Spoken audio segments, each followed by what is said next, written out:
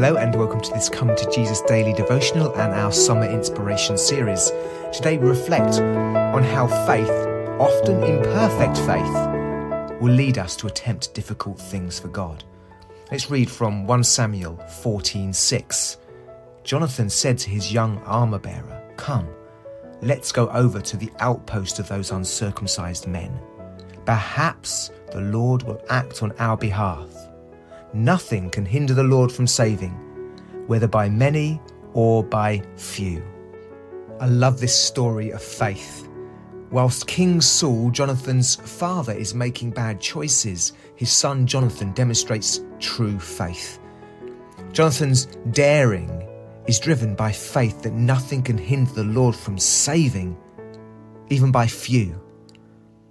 He has a vision of God that released him from judging circumstances by his own inadequacies. However, Jonathan is not presumptuous. He says, perhaps the Lord will act on our behalf. Interesting words, isn't it? Perhaps the Lord will act on his behalf. His faith that God can do something doesn't lead him to presume that God will do something.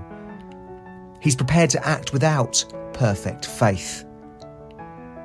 We see the same thing, for example, in the account of Daniel, where even with imperfect faith, they're prepared to risk their lives for God. We read in Daniel 3:17-18.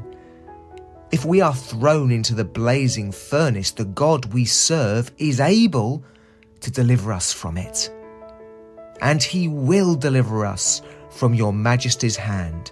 But even if he does not, we want you to know, your majesty, that we will not serve your gods or worship the image of gold you have set up. Likewise, none will attempt difficult things for God if we're not prepared to act without complete certainty. If we wait for complete certainty before we'll try anything, we won't try anything unless we know for certain it will succeed. I imagine that we won't try much, and we certainly won't achieve much, will we? Do you and I believe that God is omnipotent and merciful, that nothing can hinder the Lord from saving, whether by many or by few? Are we also prepared to show our faith through risky action? Do you feel that God is leading you into a new venture? After prayer and seeking advice, are you prepared to act even without perfect faith? I hope we can see that true faith will act as Jonathan and his armor-bearer do in this account. We can also apply this story to mission.